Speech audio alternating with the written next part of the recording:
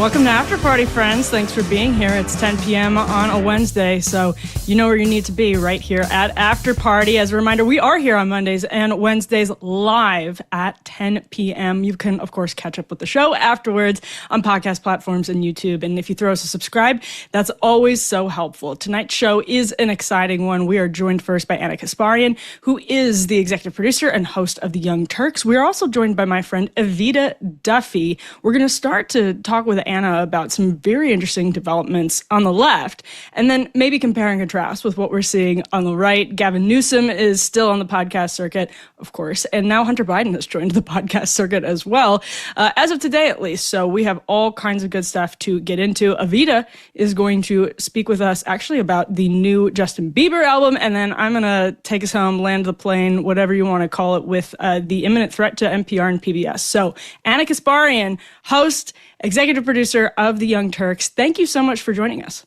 Thank you for having me, Emily. I'm a big fan of your work, and I'm super excited for your new show. Congratulations. Oh, well, thank you. That's certainly mutual. And I want to start actually with because you're really the perfect person to talk to about this. You've been in left media spaces for a long time and have been sort of feasting on the Democrats' ability or lack thereof to really recapture some of these cultural institutions. The podcast space is one really good example of this. And we can put F1 on the screen.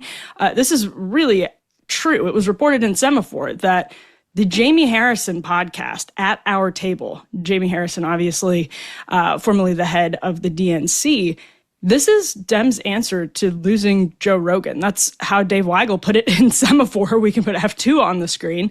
And to make matters even more satirical, if you were trying to rip this from the pages of satire, Jaime Harrison is saying of Hunter Biden that a lot of people don't know how smart he is, don't know his background, don't know the stuff that he's worked on. They only know what either his allies or his enemies have put out there, and he's been defined by that. So, and I have to ask you, on its face, it seems ridiculous that Jaime Harrison is the answer to this, that anybody thinks that's a good answer to this. But secondly, that they think the right first guest is a sort of uncritical treatment of Hunter Biden. What did you make of the news today?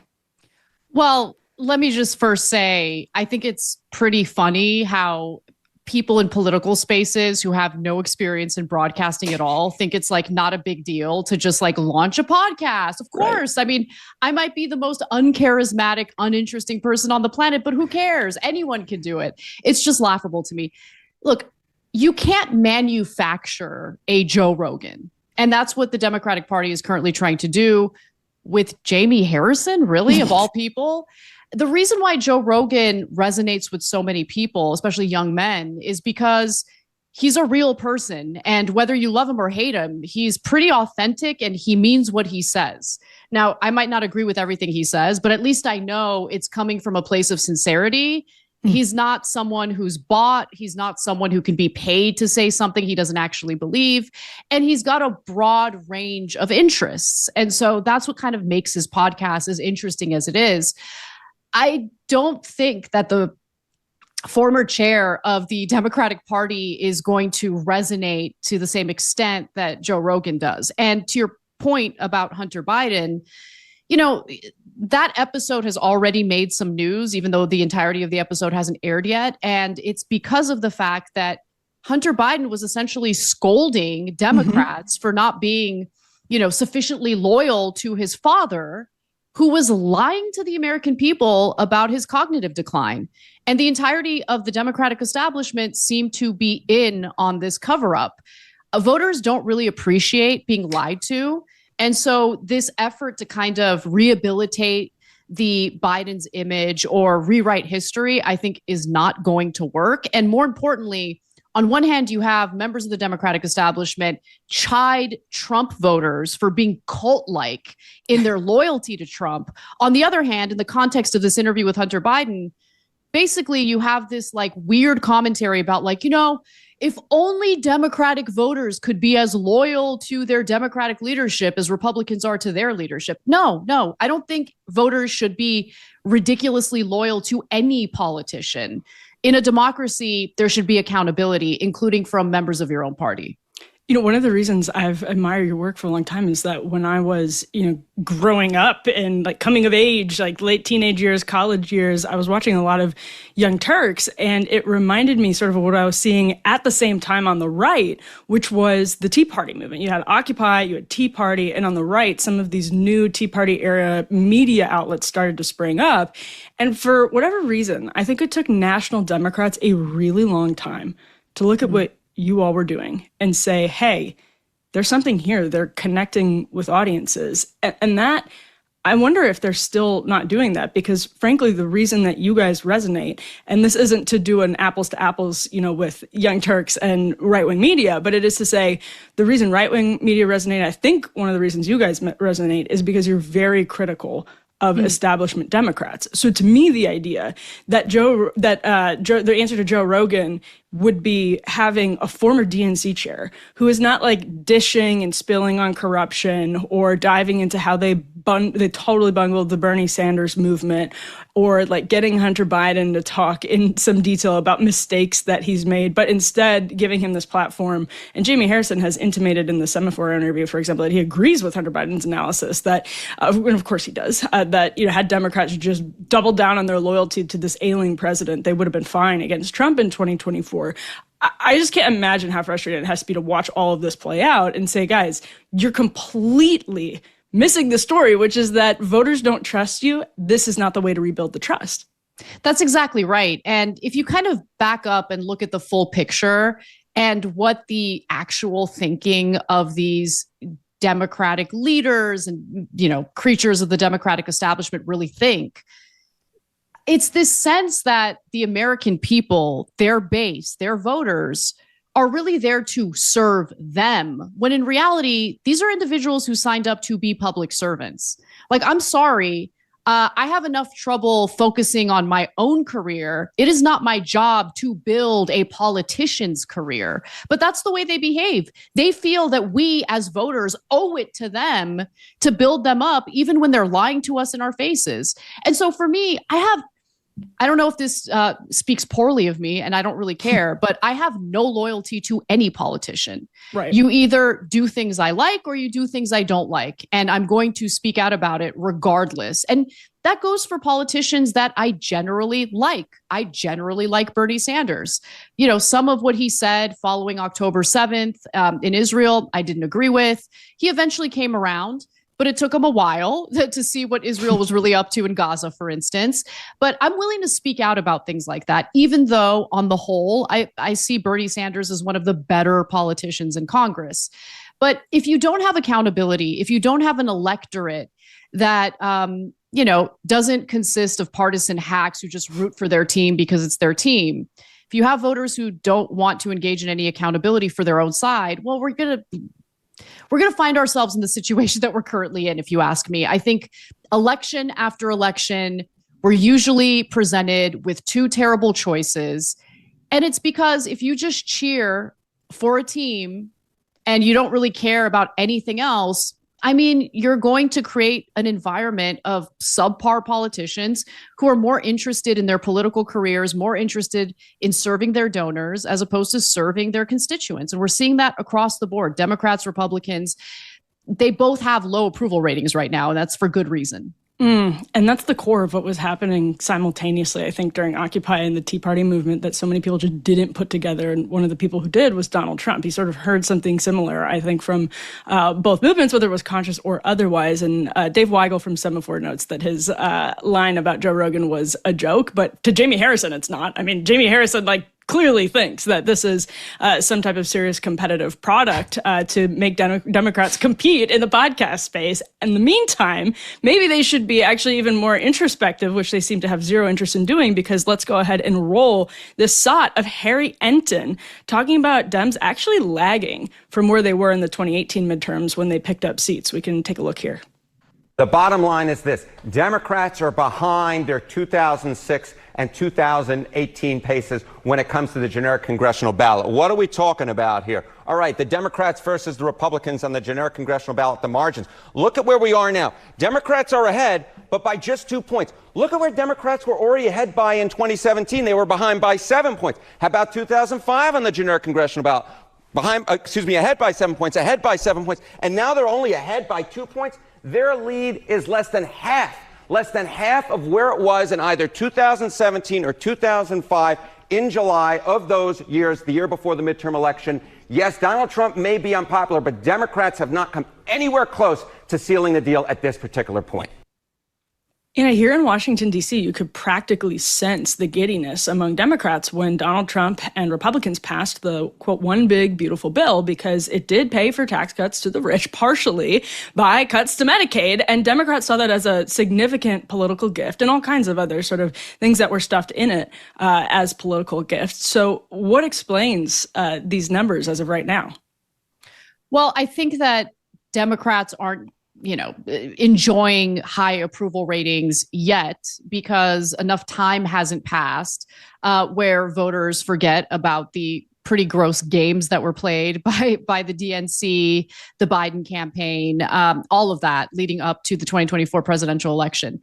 But what the whole of the Democratic Party seems to have done so far in Trump's second term is take James Carville's advice to heart. And his advice was, play dead, do nothing, just let the Trump administration hang itself, which, look, if all you care about is allowing the pendulum swing to go from Trump right back to ineffective, pathetic Democrats, okay, great. I guess we have that to look forward to. I don't really care about that, though. I don't care about Democrats winning. I care about the right Democrats winning. Democrats that actually stand for something, want to fight for their constituents, and, engage in necessary reforms. And if you remember, this omnibus bill, yeah, you're right, is actually pretty unpopular with the electorate.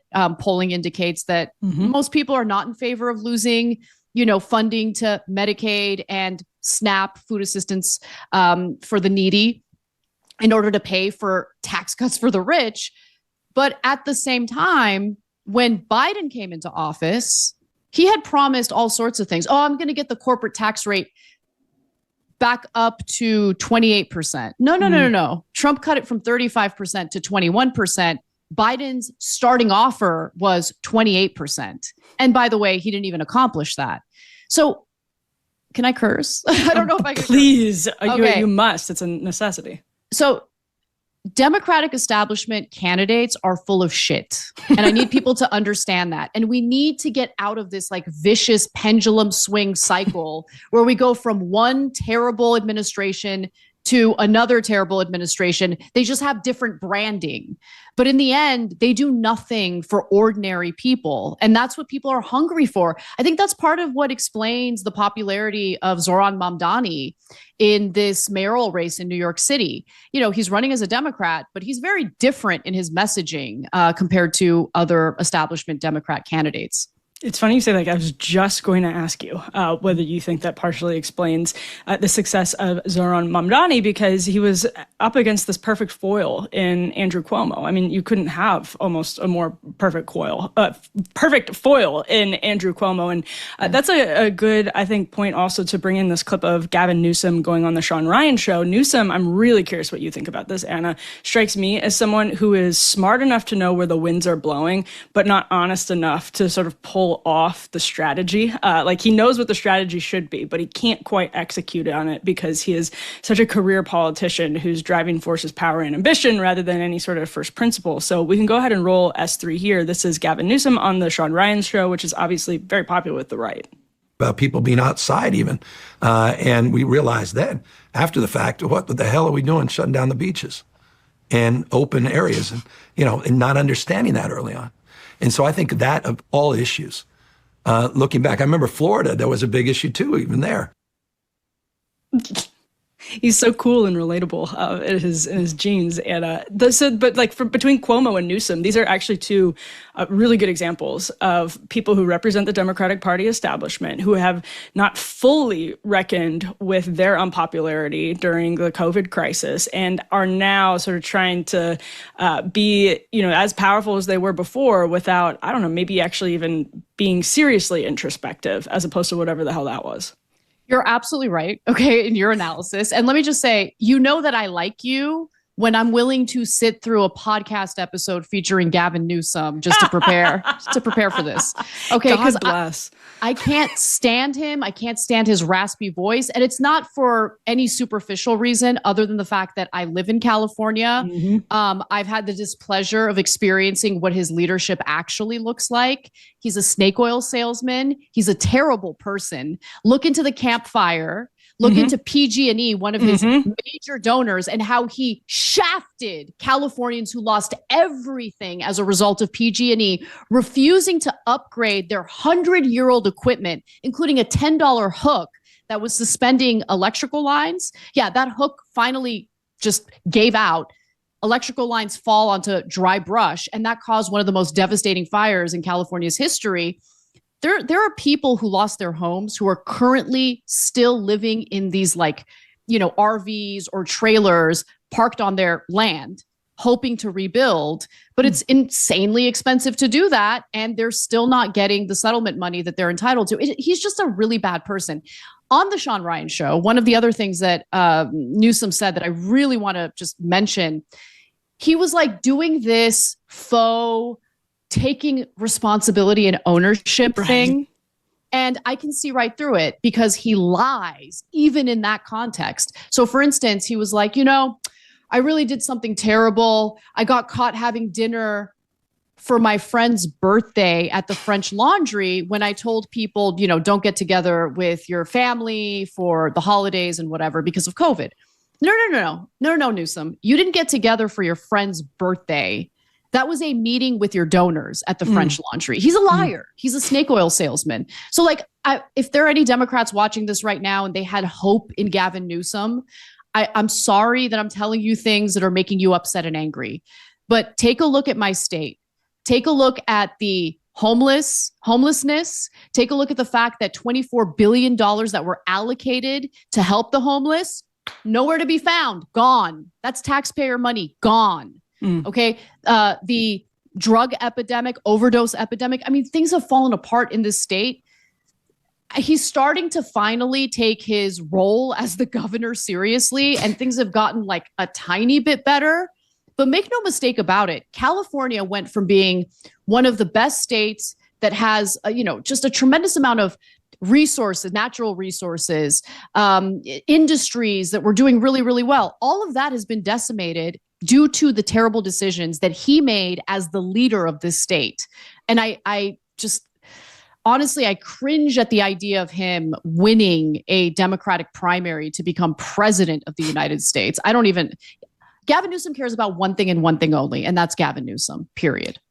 And what's interesting is I wonder, too, the extent to which the Bill de Blasio years in New York City, which a lot of average New Yorkers came to see as failed social policy on the policing front. And we can all debate that. But I wonder to what extent that ends up haunting Zohran Mamdani, because Newsom was doing this half-baked attempt at, and this is something that you follow really closely, this half-baked attempt to sort of give some stuff to the left and make it look like he was this full cultural progressive, while also being totally corrupt crony capitalist in his relationship with PG&E, for example.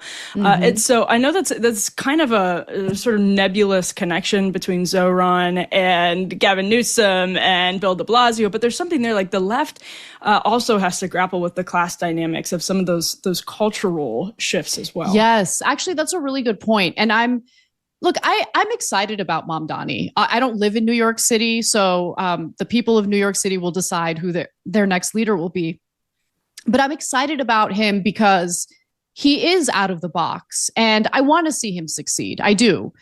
One of the things that I do have reservations about, though, is he's very much in line with that whole reimagine policing, defund the police. And look, I think policing absolutely needs reforms. And I thought that's what I was signing up for when I was going along with BLM back in the day. I didn't realize that there was a massive contingent that actually just wants to abolish police, which is disastrous. So I just published an investigative report about what has happened in Los Angeles following the city council cutting $150 million from the LAPD back in 2001. And that has actually had lasting consequences for our city, because when you start eliminating positions for sworn officers, well, you can hope and pray that crime won't be an issue and you won't need those officers, but that's not what's happened. So right now, the city is dealing with a lot of fiscal issues because of the fact that, especially lately, there's been more of a need for LAPD as a result of demonstrations and social unrest in response to Trump's immigration policies. And the city had to take out a $5 million loan just to pay for police overtime. The police had racked up over $17 million in overtime alone during the anti-ICE protests. And so it's really starting to hurt the city financially, because the overtime, of course, costs a lot more money. It's a time and a half for the average, hourly rate for a sworn officer. We literally have a detective who raked in over $600,000. His name's Nathan Corey. Other detectives have also raked in, over $400,000. I think it's about 36 sworn officers have now made over $200,000 in overtime pay alone last year. So this is an expense, ironically, more expensive. We're spending more money on the police department than ever before, record amounts, after cutting $150 million from the police budget, eliminating some of the positions. And sadly, our city council has learned no lessons, and they're continuing to do this. In the meantime, as taxpayers locally are paying more for less, they're also experiencing slower response times when they call 911 for help. I mean, it's been a disaster. So my hope is that Zoran Mamdani ignores the activists and just really does a real autopsy of what has happened in the aftermath of some of these, BLM reimagining police policies.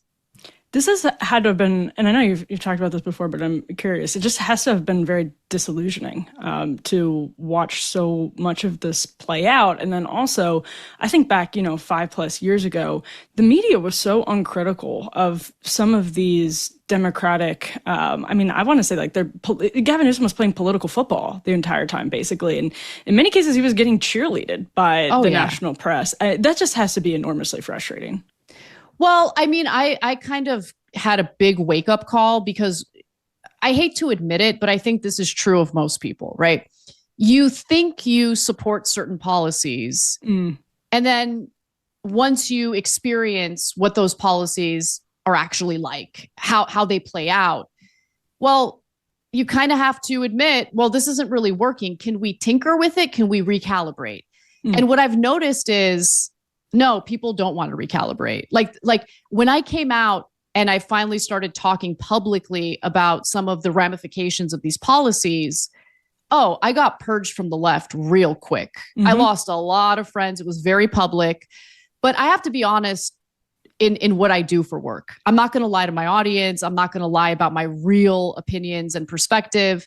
And what's been really, really harmful is the fact that, legacy media really is dominated by liberal ideology. So yeah, it doesn't surprise me at all that they provide cover for the likes of Gavin Newsom and, in fact, cheerlead for him. I was going to say, this is actually really interesting, because Bernie Sanders, for example, and Noam Chomsky have carried this criticism for decades of the media being a bastion of right-wing propaganda. And it is true that the media is generally biased in favor of, for example, war. They get all kinds of money from defense contractors and advertising dollars. And so they, of course, are not going to disclose when somebody who's on their news program is on the board of Lockheed or whatever it is. And yeah, there's some element of if it bleeds, it leads. And it's similar with pharma. They get a lot of ads from pharma, a lot of money from pharma, and they're just friends with those guys. They go to all the book parties and fun events with those people on the cocktail circuit. But what seems to have shifted to me is that it was this elite cultural leftism, and it's not leftist. It's sort of progressive. I don't even know what you call it. What do you think? Yeah, I actually don't think there's much love for leftists in the media. There was a little bit of that, in 2020. after there was all this unrest following the murder of George Floyd. But in reality, I think the media is dominated by liberals, and liberals are different from leftists, right? Leftists typically adopt socialist ideology and are way further to the left than liberals are. Liberals represent the Democratic establishment. And I think if you pay attention, I mean, why do you think Jake Tapper was like, oh my gosh, I can't believe it. It turns out that Biden was lying about his mental decline. It's like, you know, even if I want to be generous to Tapper and say that, no, he wasn't part of the cover up. He was just totally shafted by Biden and crew, and he was tricked by them, whatever. Obviously, Tapper has some sort of bias, right? That's more favorable to the Democratic establishment. So when he's willing to ask tough questions of Republicans, that's great. I want him to keep doing that. But I also want him to be prodding in his interviews of members of the Democratic establishment as well. Because if you don't have media that's giving the American people accurate information about both parties, I mean, do you really have a democracy? Are people really going to be able to make the best decision for themselves when they go to the ballot or when they, submit their ballots? So I'm sick of it. And I think that's part of the reason why you're seeing this popularity and this emergence of independent media. Like, I love watching Counterpoints and Breaking Points. I love the fact that you're getting raw opinion and you guys don't try to tinker with the facts. The facts are the facts. You can't change that. But you also want sincerity, you want authenticity, and you do get a lot of that in independent media. You get a lot of robotic garbage, though, when you're watching, cable news or, reading a lot of these old school legacy media outlets.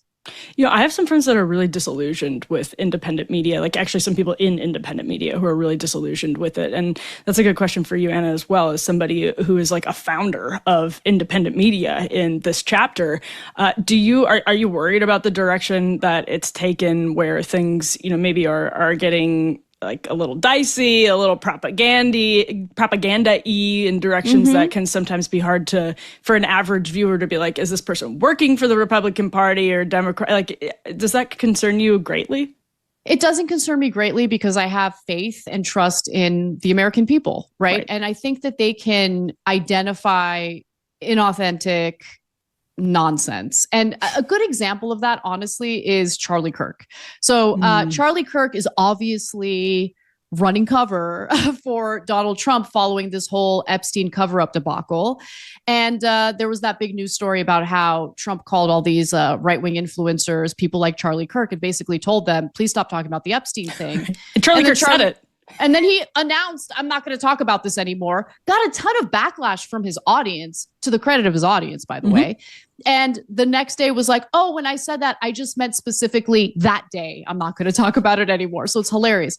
My point is, for the longest time, the media has treated Americans like they're morons, and they've gotten away with it because you didn't have as much competition as you have now. Now there's a ton of competition, and guess what? Americans aren't stupid. So I think that there is this trend of more and more voters kind of seeing that both parties, they're getting shafted by both parties, and they want something more. And I'm hearing uniparty a lot more these days among people that I would never expect that commentary from. So I'm actually kind of excited to see where this all develops, because there is this like growing number of Americans who actually want accountability. And just compare the reactions to Trump's first term among the MAGA base to what we're experiencing today. The backlash over this Epstein thing is incredible. And I love seeing it. I love seeing it not because I'm not a fan of Trump, but because you have people who voted for Trump standing up and saying, nah, we're not going to take this. And that's great. Yeah, like the line in the sand has been fully exposed. Exactly. Ana Kasparian, this has been wonderful. Thank you so much for stopping by the show. Thank you for having me. And again, congratulations on your show. I wish you luck. Thank you. Appreciate it. All right, everyone, let me tell you a story about a guy named Leo Grillo. While on a road trip, Leo came across a Doberman. This dog was severely underweight and clearly in trouble. Leo rescued that Doberman and named him Delta. Sadly, though, Delta was just one of many animals that needed help, which inspired Leo to start Delta Rescue, the largest no-kill, care-for-life animal sanctuary in the world. They've rescued thousands of dogs, cats, and horses from the wilderness, and they provide their animals with shelter, love, safety, and a home. This dedication and everlasting love to animals is Leo's mission and legacy. Delta Rescue relies solely on contributions from people like us. And if you want caring for these animals to be part of your legacy, speak with your estate planner because there are tax-saving estate planning benefits too.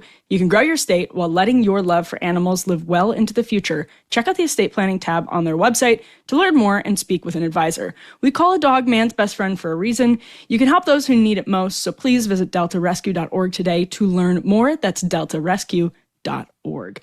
I'm excited to be joined now by my friend Evita Duffy-Alfonso. Evita, thank you for being here. Thanks for having me, Emily. Yeah, I'm drinking Mexican beer for you. I thought that might make you feel more at home. Maybe, but I'm not a beer drinker. But Yeah, I do that's right. appreciate the Mexican vibes. Are you in Wisconsin? I am in Wisconsin. It was, Emily, 55 degrees today in Wisconsin. It's not even summer here. It's awful.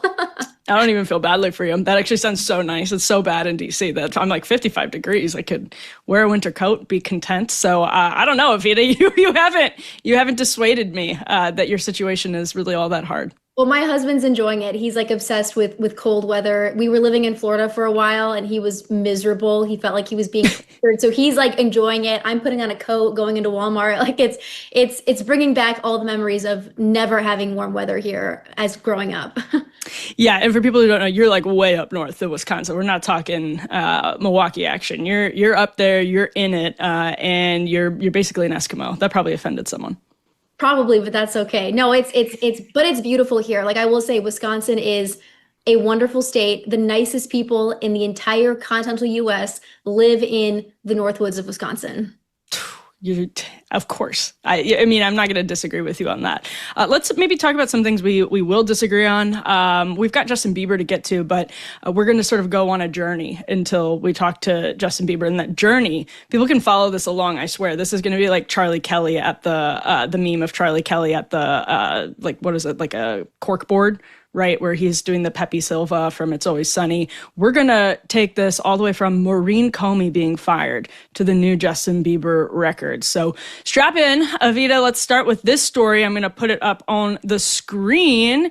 Here you see, actually, Maureen Comey, federal prosecutor in Epstein case, fired from U.S. Attorney's Office. This just broke after 8:30 p.m. East Coast time. Interesting timing, of course, given the Epstein news, but also, Evita, given the Diddy news.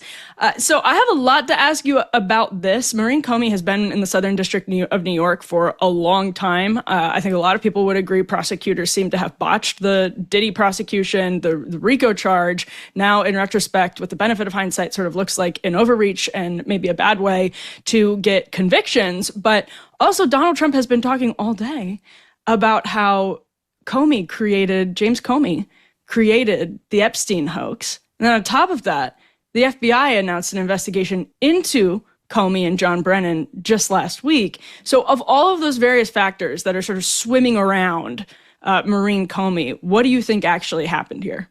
Listen, I think that Maureen Comey should have been fired a long time ago. Like, I think that this was a long time coming. I think it was our former boss, Sean Davis, who I first heard make this connection like months ago that, hey, isn't it weird that this woman who is connected, the daughter of one of the most corrupt men ever in Washington, James Comey, is this guy that orchestrated the Russia collusion hoax, trying to steal the vote away from the American people, a duly elected president, dethrone him in this deep state coup.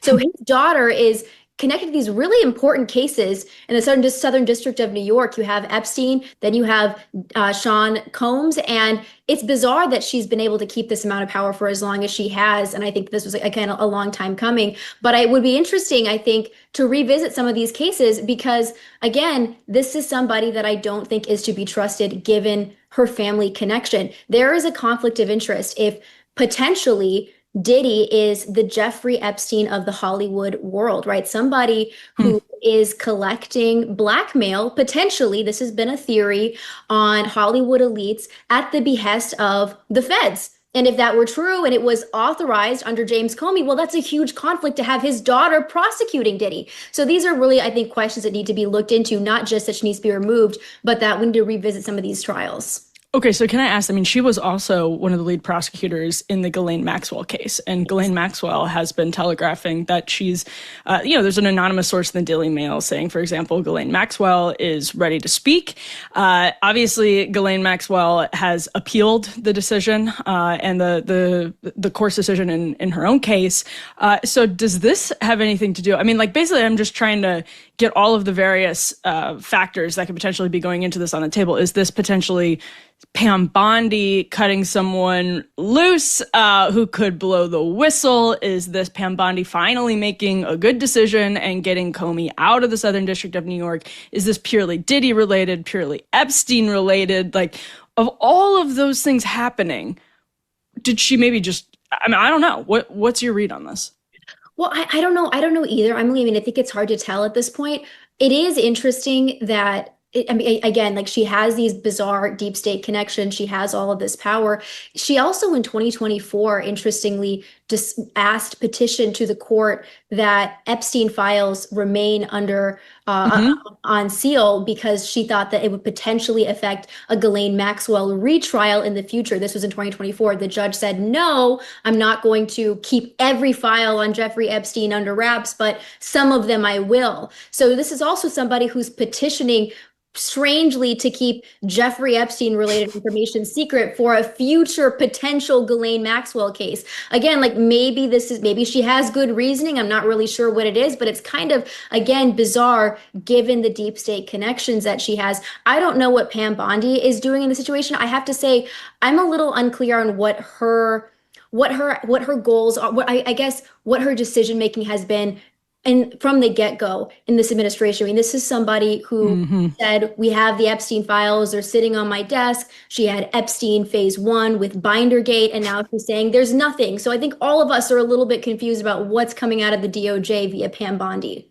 Yes, let's actually keep pulling at that thread for just another moment, because I have another theory to float by you, which is that as the president himself, I actually think people are underestimating the importance of the argument he's been laying out over the last couple of days, which is now that the Epstein files are a hoax that were cooked up by Comey. And, Ann Coulter, I think, had a great line. She was like, most of what we knew about Epstein came from the Palm Beach Post and the women themselves.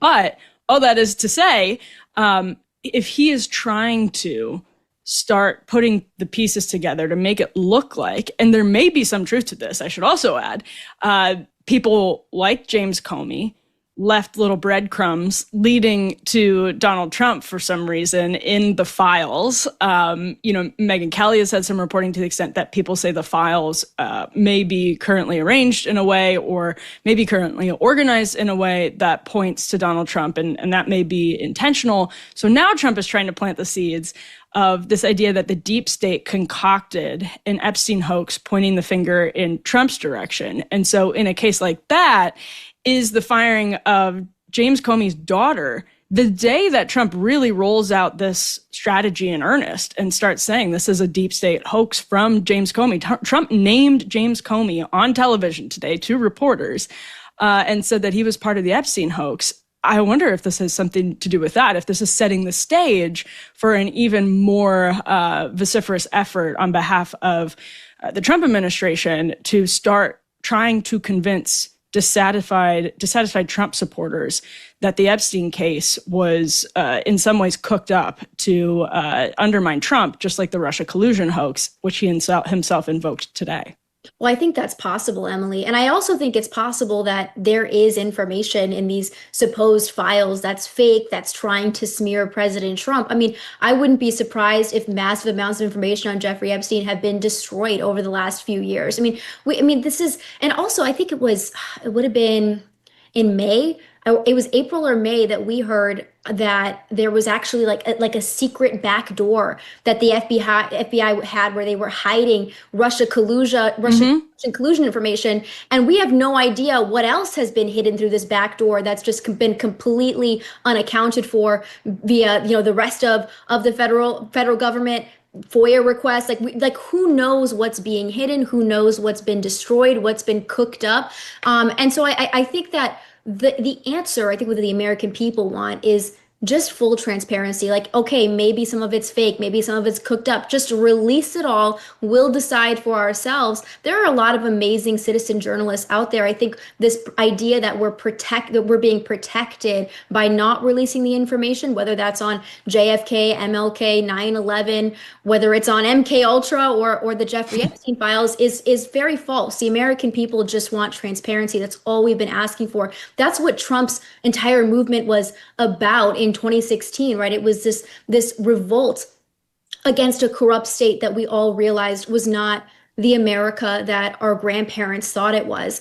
And yeah, I think that it's possible some of it's cooked up, but again, we just want transparency. Well, and while you're here, I have to give a shout out to your lovely mom, who's been massively viral in the last couple of days because of a question she asked Donald Trump on the campaign trail on Fox News about whether he'd released JFK files, 9/11 files, Epstein files. And he said, well, maybe less so, because then in those cases, there may be some phony allegations and people, who are wrapped up in this because they're named in maybe a Jeffrey Epstein's like black book, for example. I think Trump himself was in the black book, and it was just a list of contacts. I mean, there's something to that, of course, but you don't need to be totally, you don't need to get unredacted raw files, thousands and thousands and thousands and thousands and thousands of them. They could just be even modestly more transparent, and it would go a long way. Right. And this is the thing, we know that they have this information. I mean, the Jeffrey Epstein, when his house was raided in New York, people saw the FBI carrying out boxes of tapes. There was a testimony of an agent. Right. She said that, yeah, we did this. We carried tapes out. His entire house was bugged. The same goes for Diddy as well, right? The FBI raided his home and carried out boxes of tapes. It's what happened to this information? Where are they now? Who was in them? These are important questions that, again, just for some reason go unanswered. And we're told, oh, well, it's for our safety, or it's for the integrity of a future case against Ghislaine Maxwell. Whatever it is, no one cares anymore. We just want the truth. Well, and people feel sort of similarly about the Ghislaine Maxwell prosecution and the Diddy prosecution. Let's move on to Diddy, because that was... not only was Diddy sort of, I think at this point, obviously botched in terms of the prosecution, but the Ghislaine Maxwell prosecution raised a lot of eyebrows because what wasn't part of it, and that was Maureen Comey as well. So I said to strap in at the top of this segment. I know we now have the Charlie Kelly meme we can put up on the screen, because this is what's happening right now. This is what I feel like every time I talk to Evita. Actually, we kind of are we get each other maybe a little too riled up on some of these things, but let's just keep on going along with the ride, because Evita, Justin Bieber is out with his new album Swag. It dropped last Friday. Critics are mostly trashing it. He got a pretty positive review in Rolling Stone, but the fans, I mean, it's doing well on Spotify, for example. It's kind of many such cases. It's like the Rotten Tomatoes phenomenon, where you get a bad critic score and a good audience score. But I think some of the reviewers are particularly having trouble with Bieber's vacillating between kind of pro-God, pro-family, reactionary cultural messaging. He's married very young. He now has a 1-year-old son, obviously with Hailey Bieber. And then some of the more racy lyrics in his songs. And let me put this review from The Independent up on the screen, actually. And I sent this to you, Evita, so I think you read it. Justin Bieber's Swag is a God-fearing, hypersexual slog. Listen, that sounds like a good time. Whatever that means. Well, but okay, so the Diddy connection here is that Bieber, the way that you could look at this is that Bieber is maybe free of the psychological weight of Diddy. I mean, in May, Bieber's team came out and said that he was not one of Diddy's victims. At the same time, there are all kinds of accusations swirling around their very close relationship when Bieber was very, very young. And between Scooter Braun and Diddy, Bieber he's not with Scooter Braun anymore, his long time manager. He's obviously seemed like he's struggling. But what do you make of all of this happening with that backdrop? Well, I think that it's pretty obvious that Justin Bieber was victimized by Diddy. Like there's video evidence of it, and you can look it up. I'd suggest not looking it up. But he's definitely somebody who was taken advantage of by Diddy, but by a lot of people. He was little. He was 12 or 13 years old when he was discovered on YouTube. And his parents weren't in the industry able to protect him. And so this is the first time that he's really broken free from his manager, from control really in Hollywood. This is music that's his own. He's saying it's authentic to him. I listened to it. I did not think it was as bad as the reviews are saying. And I also have to wonder, is part of the reason why we're seeing so many negative reviews about his music because he has separated from Scooter Braun. They came to a settlement. I think it was like $30 million Justin Bieber has to pay Scooter Braun's company just to be free. There was a financial dispute relating to not fulfilling a concert that he had in 2022. But the point is, he is free now. This is his music. And I think it's really telling that this is the time that the media has come out and said, the music industry media has come out and said, oh, this music is trash, just as he has freed himself and become independent. And I'll say from that review, Emily, I was expecting a Megan Thee Stallion song. I listened to songs. It was not that bad. I thought it was fine. It wasn't life-changing or wonderful, but it certainly is not as bad as the music critics were making it out to be. Well, it is really interesting with him because he comes from the sort of hyper-sexual, you and I would probably say demonic world of Hollywood, where there's so much exploitation. The Diddy, the entire Diddy case, I think, put that on full display. You referred to him as the Jeffrey Epstein of the music world, and I think what you saw was just patterns of, similarly, cover-ups. People who were taking money from Diddy, who were staying quiet because they were scared of him, because he could influence their careers and their own power. And Bieber was very much in that world for a long, long time. He comes from that world. He's almost native to it because he was so young when he was plucked from obscurity on YouTube and thrust into superstardom. And his grappling with faith has been super compelling. It reminds me, and this is not a good comparison, it's not a charitable comparison, but it does remind me a little bit of Kanye West. And Kanye West ended up going down a horrible direction after first putting out that great, fully Christian record. It didn't end well, right? A lot of people were like, Kanye West is saved, his life is, this is his future. And it didn't go in that direction at all. So I don't know if you have any thoughts on that as it pertains to Bieber, because since becoming more and more openly Christian, he's also continued to struggle really immensely in his marriage, as a father, and all of that. Well, I think if you look at this man's past, first of all, I can't hate Justin Bieber ever. He really is a cultural icon for a zillennial aged female. You're such a loser. The first music video I had ever seen was Justin Bieber. What? It was. And I thought it was so good. I was like, he's so cool. He's at a bowling alley. I thought the girl's outfit with the skinny jeans and a sparkly top, I was like, this is amazing. This is so cool. So yes, Justin Bieber is a cultural icon. He is beloved. He has also been in the limelight since he was at a very young age.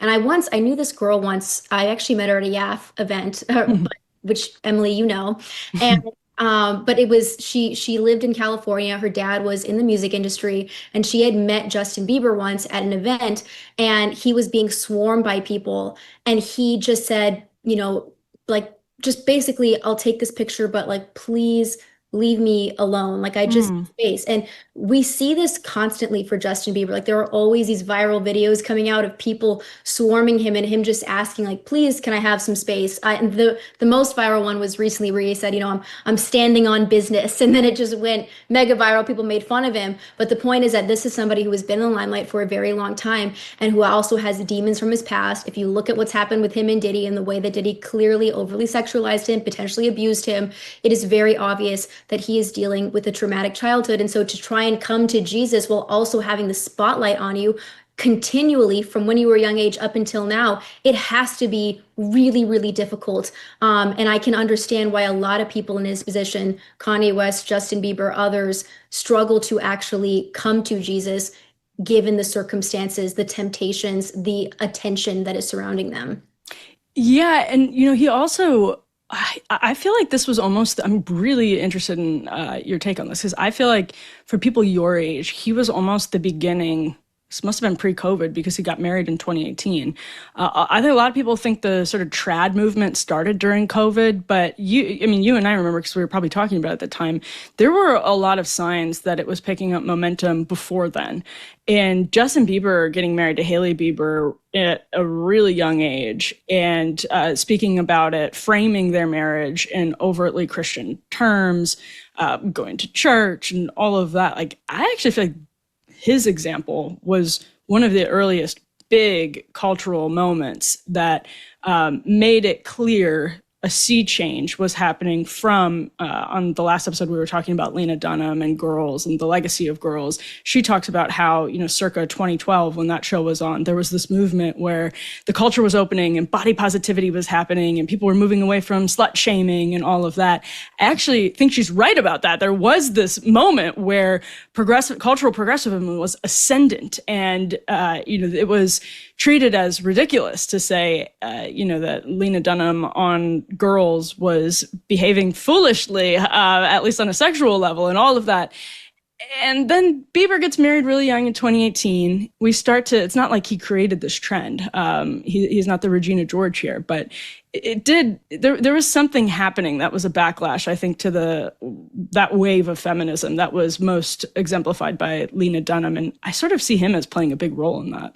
No, I think you're right about that, Emily. And I also think, well, I'll just say I thought Hailey Bieber was a little bit of an icon for a while too. Like this, she's just kind of almost embracing the vibe shift that you and I are talking about to the right, even though she's not right wing. And then she did a collab with Planned Parenthood a couple of years ago. No, Hailey Bieber, she's not it. I'm no longer a fan. But yeah, I do think that they contributed to that. I'll say this also, Emily, that Justin Bieber has always been a part of the mega church crowd, right? Like these. Like, here we go. Evita's getting started on Protestantism. I'm sorry, I have to say. I knew she was gonna do it. I had to say it, Emily. It's just this. A lot of times, these mega churches, they are not grounded in a lot of doctrine. Things can get kind of wild and crazy. You have staged performances, and it's just there's not the tradition, there is not the doctrine that keeps you grounded in your faith and gives substance to it. This is what the Catholic Church offers. I'm a Catholic, I'll just say. There are other Protestant sects that do a better job. Oftentimes these mega churches do not. And I think that's also a contributing problem here. At the same time, Emily, you are seeing a lot of young people embrace Catholicism, authentic tradition and ritual. And so, yes, Justin Bieber is kind of part of this cultural moment, and there are others who are discovering the full truth at the same time. And maybe Justin Bieber and Hailey Bieber's wedding was like the gateway into all that, which I think is a positive thing ultimately. Well, I think it normalizes it. And yeah, you're right. I mean, like the Hillsongs and those other sort of evangelical mega churches, which I go to an evangelical mega church, so I'm obviously not opposed categorically, but they are sort of feeling centric, right? Like it's a postmodern approach to Christianity where they may disagree with this, but it's sort of my truth and exploring the gospel through your quote unquote truth, right? Like there's this sort of relativism to it. that leads people into a really like bad situation. So I don't just disagree with that at all. There's a reason it was popular in Hollywood with the Kardashians and the Biebers, and it's because it didn't particularly challenge you. It was sort of more therapeutic on the surface, and ultimately not as therapeutic as it probably could be. But it's offensive either. I think it's a type of Christian brand of Christianity that is acceptable to the Hollywood friends that they have, right? It doesn't make them quite as uncomfortable. Do you think some of that is why critics, who, I mean, if you're a music critic, it's getting published in a major outlet, I think it's fair to call you sort of elite. You're at the top of your game if you got the job of reviewing the new Bieber album for these publications.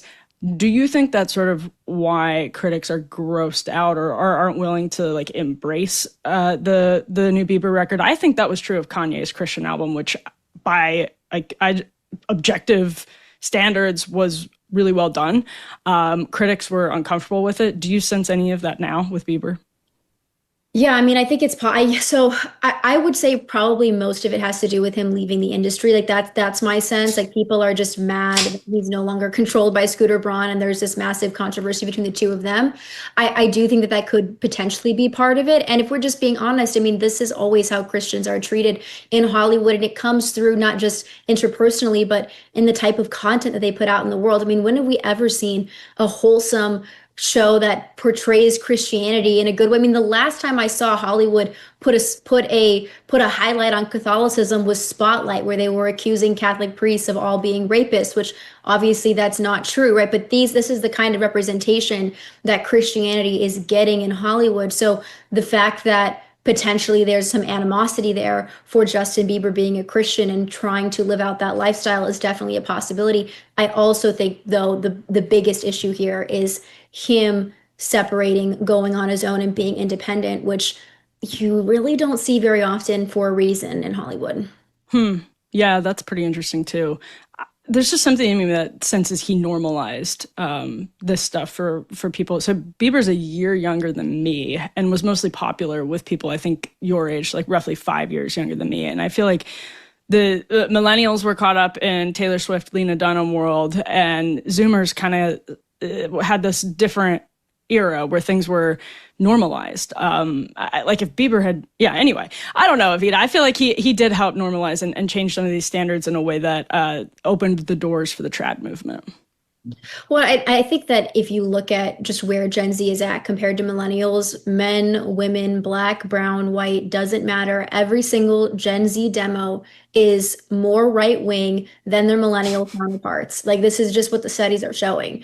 And there's a reason for that. I mean, there's a vibe shift that's happening. It's mostly happening online. It's being driven by the online world. And you're seeing just a lot of influencers, cultural influencers, internet influencers trending in that direction for whatever reason. I mean, I think it makes sense. I mean, we've been living in the Obama era, right? Of like the hipsters with the Starbucks and the like change. The hipsters with the Starbucks and the flannel. It's like such an old description of like hipsterdom circa 2008. Yeah, they're reading Vice.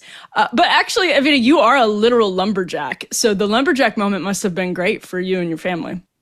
They were fake lumberjacks. Those guys like Pajama Boy and the hipsters, like they weren't climbing trees and log rolling. So they were. Which you actually, people don't know this. If you don't know this about Evita, she is a champion lumberjack.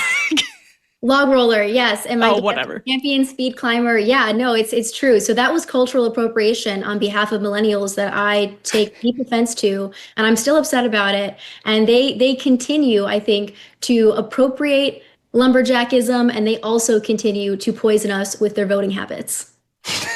You really tied that up with a bow, Evita. Well done. Thank you, Emily. Let people know where they can follow you. Evita Duffy_1 on X and on Instagram. Emily, congratulations on your new show. It's really awesome. I'm so excited. And it was so and I have to tell you guys before you let me go, Emily, I literally had a nightmare last night. I woke up. I had a nightmare that your show was last night and I just slept through it. I'm like, the show is so late, it's so fun, but I'm going to sleep through the show. I made it, but I had a nightmare about it. What is wrong with you? It's not even 10 p.m. in Wisconsin. Are you 85 years old?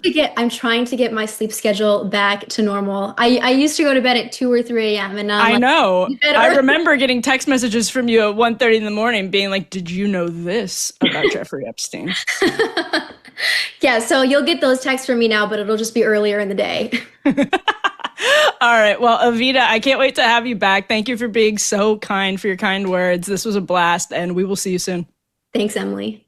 All right. Well, Tax Network USA, listen to this. If you're stressed about back taxes, maybe I should have asked Evita what her tax situation is like. That could have been interesting. Maybe you missed the April deadline or your books are a mess. Don't wait. The IRS is cracking down. Penalties add up fast, 5% per month, up to 25% just for not filing. But there's help. Like I mentioned, Tax Network USA can take the burden off your shoulders and stop the spiral before it gets worse. They've helped thousands of Americans, whether you're an employee, a small business owner, or haven't filed in years. Messy books, no problem. They've seen it all and know exactly how to clean it up. With direct access to powerful IRS programs and expert negotiators on your side, Tax Network USA knows how to win. You'll get a free consultation, and if you qualify, they may even be able to reduce or eliminate what you owe. More importantly, they'll help protect you from wage garnishments or bank levies. So don't wait for the next IRS letter. Call 800-958-1000 or visit tnusa.com to talk to a real expert at Tax Network USA.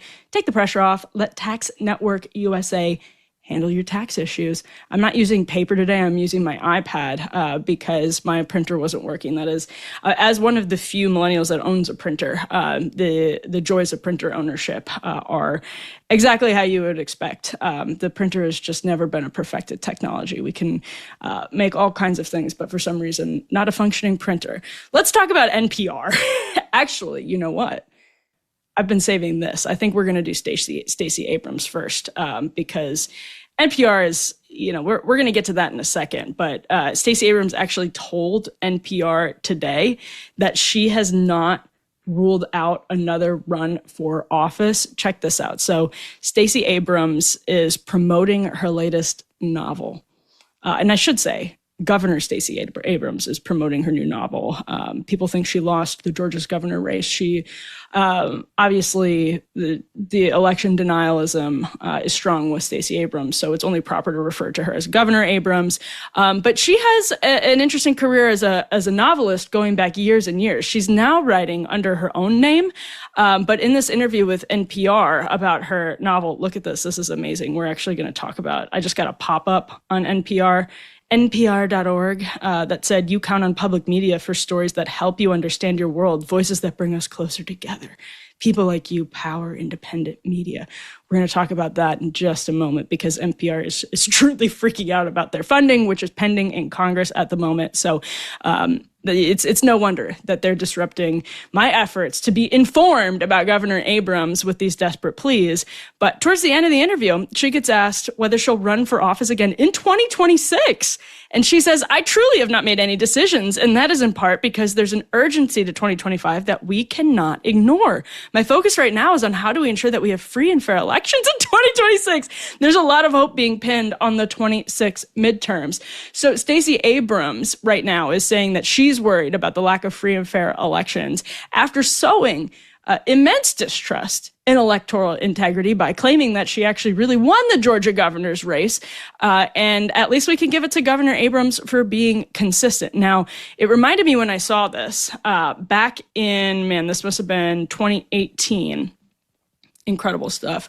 I was tasked at the Federalist, and I forget what, I think it was because so I covered in 2017 Netroots Nation, which is like the Libs CPAC. And there was this big fight over Stacey Abrams versus Stacey Evans and like protests and very typical sort of lefty stuff. And I had that sort of piqued my interest in Stacey Abrams, and she went on to become more successful in politics. But because I had started looking into her, I knew that she had a career as a romance novelist.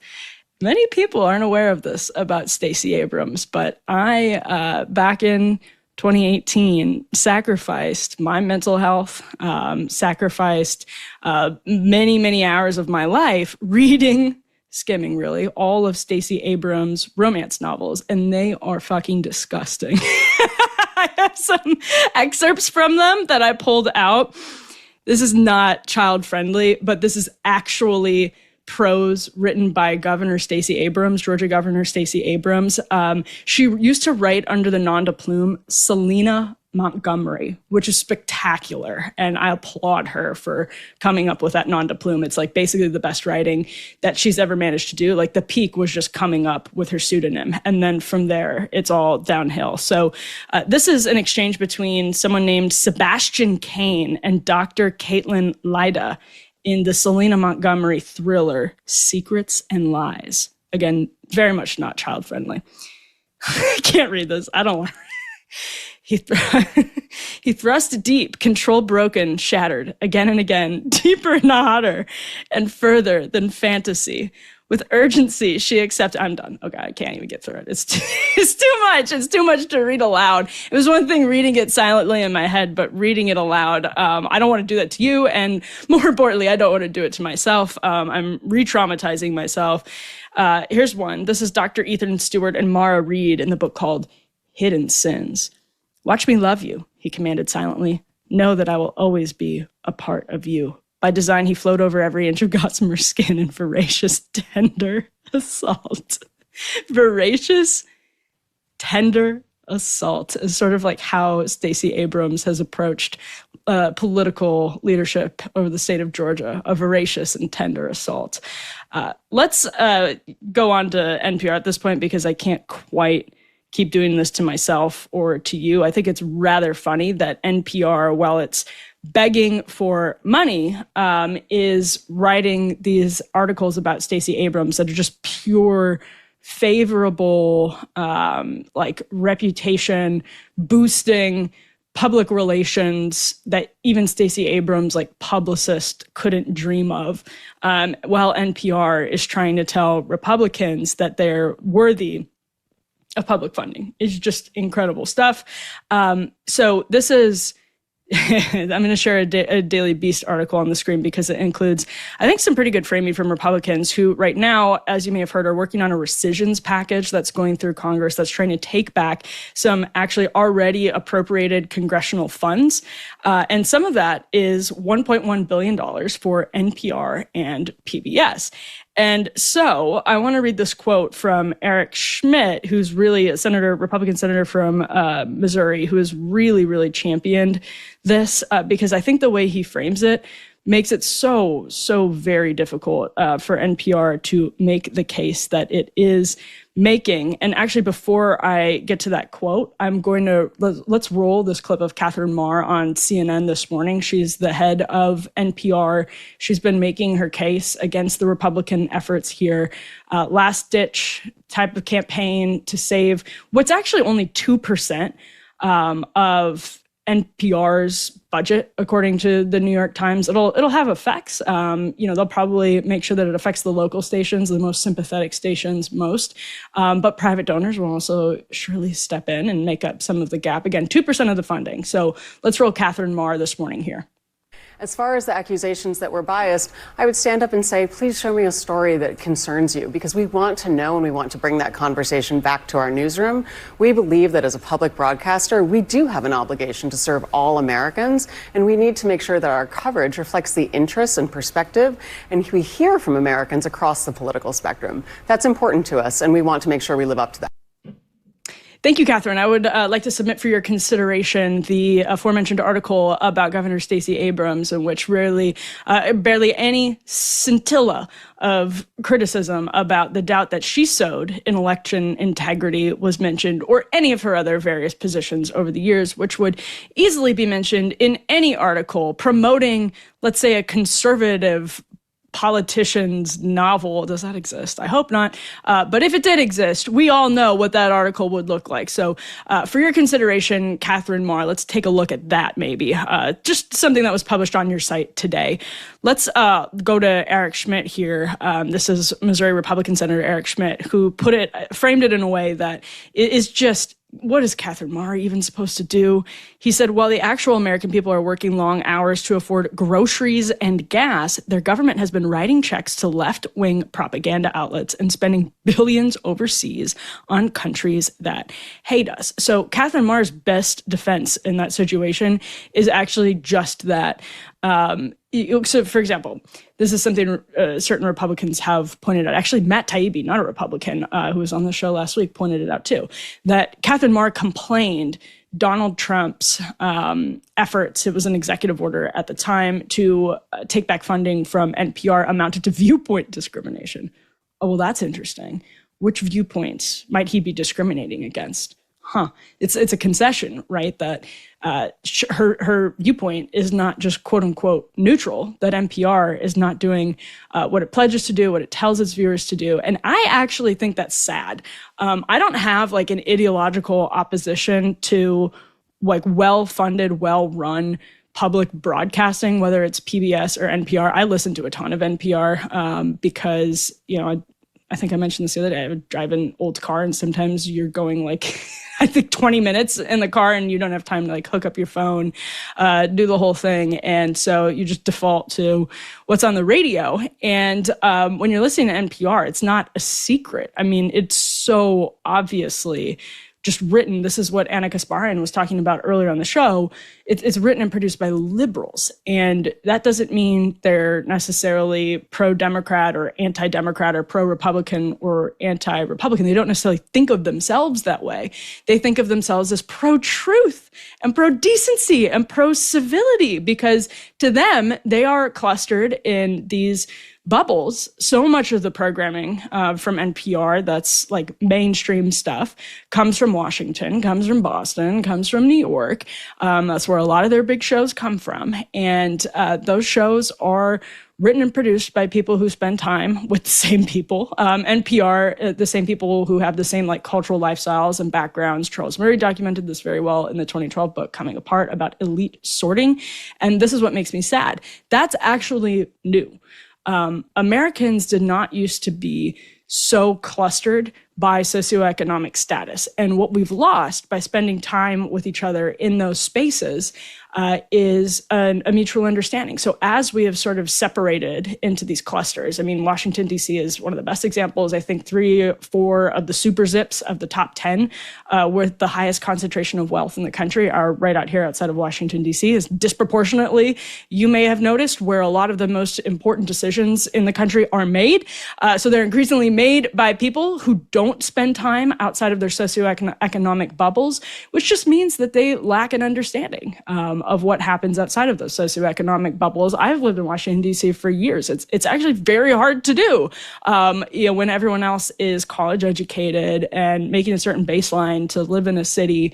The example I always mention is how journalists, this must have been like 2013, were like shocked on Twitter to discover that the Ford F-150 was the like top selling car in America. It's incredible. It's like if you go like, I don't know, an hour outside of your major metropolitan area, you wouldn't question that at all. It's truly all you had to do was like take a nice drive, go find a Dairy Queen somewhere and hang out in the parking lot for 5 minutes. You'll be like, okay, yes, this is the number 1 selling car in America. By the way, it was my first car, 2002 Ford F-150, which I took the wheel of probably in 2010, something like that. Great car. I love that car. But the point is, if you're not outside of your socioeconomic bubble, you just have zero idea what's going on, what people care about, how to connect with them. And NPR does gesture in that direction. Like they will sometimes put people who come in through their app and, raise comments that are critical of the left. And so they go through the motions, but the actual and do that sometimes. And they invite Republicans on, and I was listening in the car today to a debate that they were having actually on NPR itself, and they had someone like from the Cato Institute on. But so it's not as though they don't make any effort to present both sides. It's just very clear that their editorial line is that one side is right and one side is wrong. And that's what Uri Berliner wrote for the Free Press when he acted as a whistleblower after years and years of high-level journalism at NPR. He said, this is what's happening inside. People don't treat stories that are critical of the left as seriously seriously as they treat those stories when they are about the right. And so now we're in a position where we can't have, this is like the meme, right? Like, this is why we can't have nice things anymore.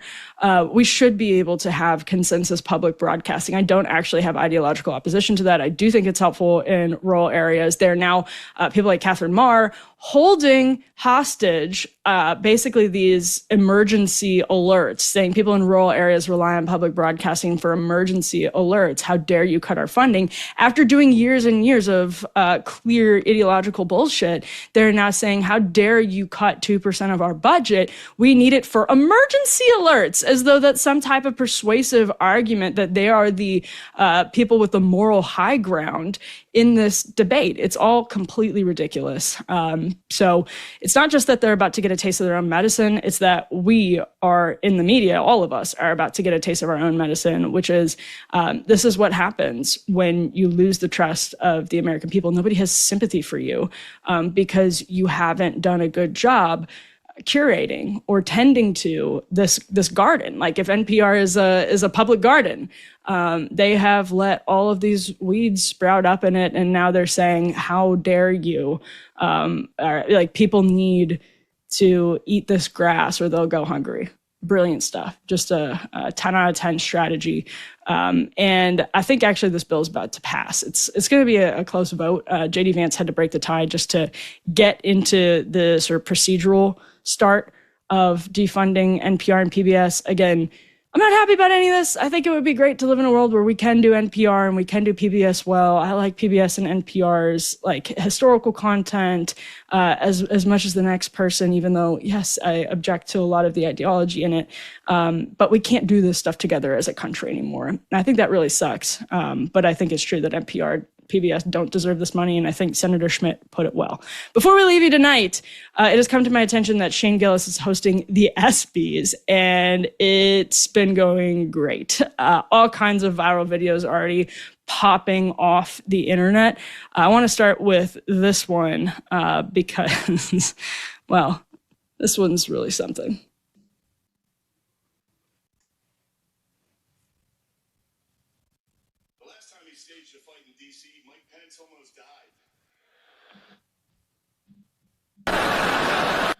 I just did some great technical work there. Apologies for the slight delay, but we have Shane Gillis now. All right. You don't have to do that. It was fine. I didn't write it.